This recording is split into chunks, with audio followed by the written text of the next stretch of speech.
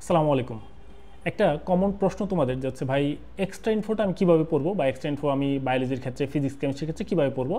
একটু খেয়াল করো, আমাদের যে এক্সট্রা ইনফো এটা নিয়ে আসলে খুব বেশি তোমার কিন্তু পেইন খাওয়ার দরকার নাই। এক্সট্রা ইনফো এক্সট্রা টাইমের জন্যই তুমি রাখো। আগে তোমার মেইন বই যেটা আছে সেটা আগে ভালো মতো পড়তে হবে, ওকে?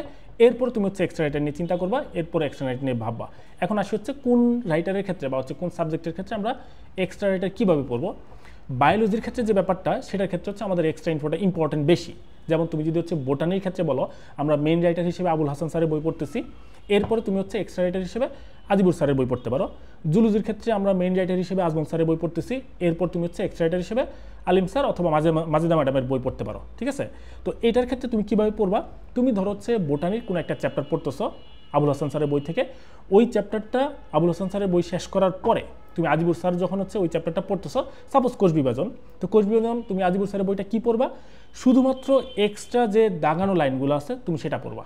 আবুল হাসান স্যারের বই তুমি হচ্ছে পুরোটা থরলি পড়বা, কিন্তু আজিবুর স্যারের বইটা তুমি হচ্ছে শুধুমাত্র এক্সট্রা দাগানো লাইন সেটা পড়বা। বোটানি এটা এরকমভাবে, জুলজির ক্ষেত্রেও সেম। এখন আসে হচ্ছে ফিজিক্স কেমিস্ট্রির ক্ষেত্রে।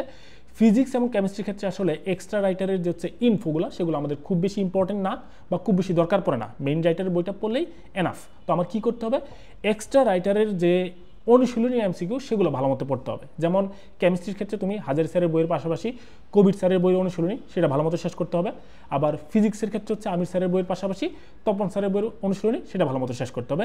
এর বেশি তোমার এক্সট্রা ইনফো নিয়ে প্যারা খাওয়ার কোনো দরকার নাই, ঠিক আছে? তাহলে এটা ভালো মতো ফলো করো, বাকিটা আল্লাহ ভরসা।